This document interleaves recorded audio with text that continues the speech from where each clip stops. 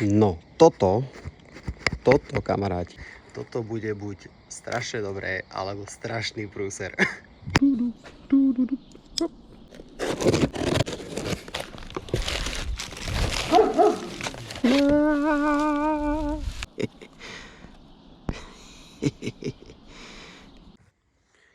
Špekulant jeden nepoužiteľný, čo vám poviem.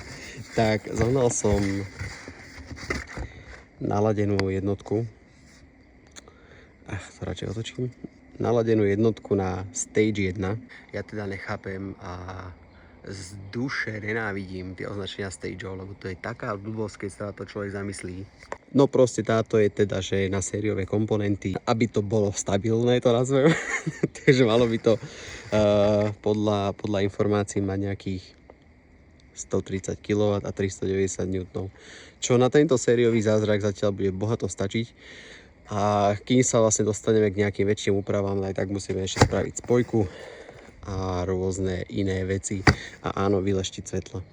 Takže si to namontujeme a budeme dúfať, že to ešte nejakú chvíľku prežije, kým sa teda dostane lásky a priestoru k tomuto zázraku.